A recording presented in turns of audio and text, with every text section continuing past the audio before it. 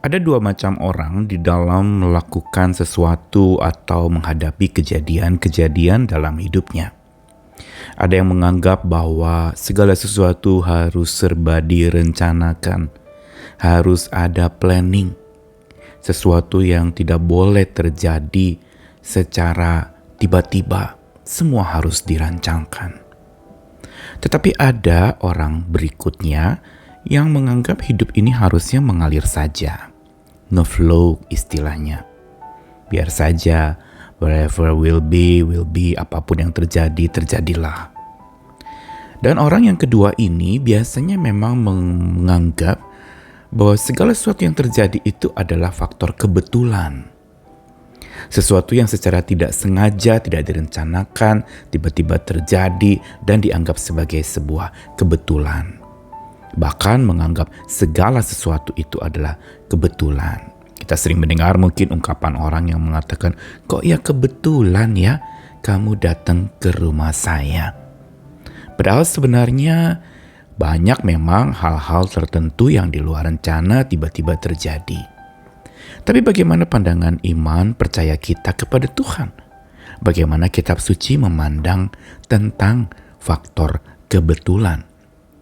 Apakah sebagai orang beriman, kita juga menganggap segala sesuatu yang terjadi dalam hidup kita adalah sesuatu yang terjadi berdasarkan faktor kebetulan?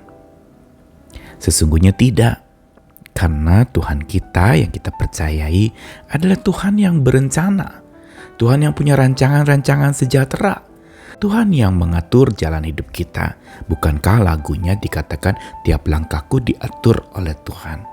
Dan ini yang seharusnya membuat kita melihat bahwa setiap kejadian-kejadian yang terjadi, yang kita anggap itu sebagai sesuatu yang memang terencana atau kebetulan, ini adalah sesuatu yang perlu kita sikapi dengan belajar menemukan keindahan di setiap kejadian itu, di setiap momen-momen hidup kita.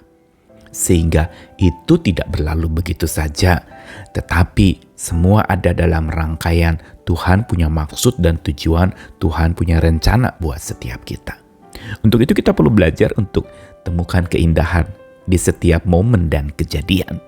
Saya Nikolas Kurniawan kembali menemani dalam Sabda Tuhan, satu ayat yang sudah sangat terkenal dari Pengkhotbah pasal 3 ayat 11. Ia membuat segala sesuatu indah pada waktunya, bahkan ia memberikan kekekalan dalam hati mereka. Tetapi manusia tidak dapat menyelami pekerjaan yang dilakukan Allah dari awal sampai akhir. Ayat ini sudah begitu terkenal dan banyak orang yang menafsirkan ini sebagai sebuah slogan bahwa yang membuat segala sesuatu indah itu adalah semata Tuhan.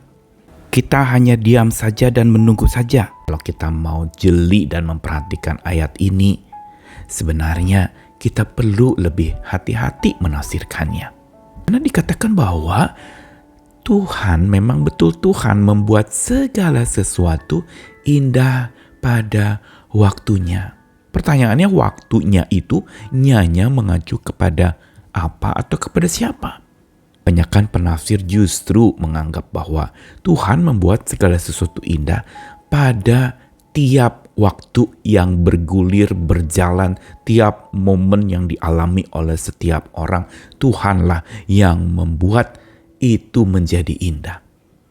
Yang berarti sebenarnya ayat ini mau kasih tahu bukan sesederhana kita berdoa, minta sesuatu, begitu terkabulkan kita katakan Tuhan membuat segala sesuatu indah pada waktunya Tuhan.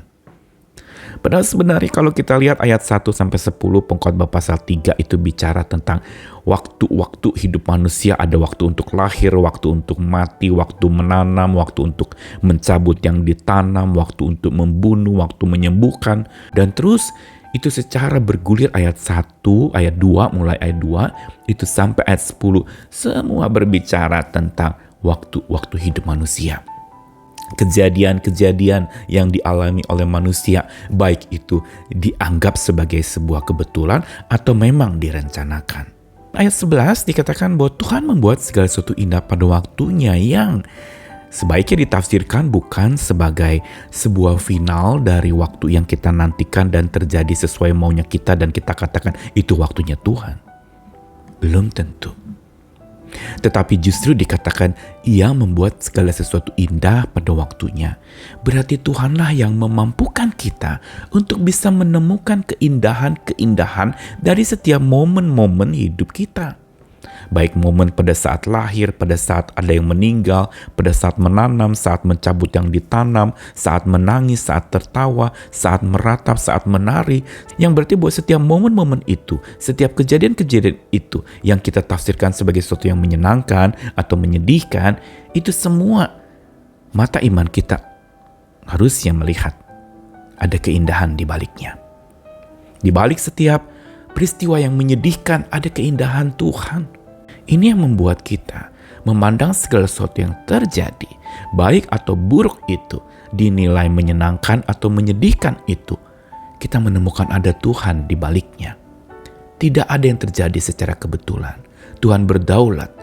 Kalau kita katakan tiap langkahku diatur oleh Tuhan, masalahnya apakah benar kita mau diatur oleh Tuhan atau kita yang merasa bahwa waktulah yang mengatur, kebetulan itulah yang mengatur, itu terjadi dan ini terjadi.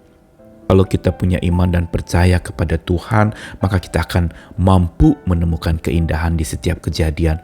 Kalau kita baca lagi Pengkhotbah 3 ayat 11 dikatakan bahwa Tuhan memberikan kekekalan dalam hati manusia. Manusia mampu menyelami bahwa setiap waktu-waktu dan momen serta kejadian hidupnya di situ harus dipandang dari sudut pandang kekekalan. Bahwa sesuatu yang sementara memang sementara dan akhirnya tidak ada lagi. Tapi sesuatu yang kekal memang kita temukan sesuatu yang kekal di baliknya dan di dalam peristiwa atau kejadian yang kita alami. Dan karena melihat dari sudut pandang kekekalan, maka ada keindahan di balik segala yang sementara yang terjadi itu. Ditutup ayat 11 itu dengan sebuah pernyataan kerapuhan manusia yang memang tidak dapat menyelami pekerjaan Tuhan dari awal sampai akhir. Ini membuat kita bergantung kepada Tuhan, membuat kita berjalan bersama dengan Tuhan, dan karena kita berjalan bersama dengan Tuhan, kita akan temukan keindahan di setiap kejadian. Pesan dari Pengkhotbah 3 ayat 11 sebenarnya mau memberitahu kepada kita bahwa setiap momen hidup kita, setiap kejadian atau peristiwa yang ada dalam hidup kita yang sudah berlalu atau yang sekarang sedang kita hadapi, itu punya keindahannya masing-masing yang memang tidak secara otomatis kita temukan. Dan gimana caranya supaya kita bisa menemukan keindahan di setiap kejadian-kejadian yang kita alami? Rahasianya adalah berkomitmen. Setiap momen akan tampak indah kalau kita punya komitmen. Komitmen apa?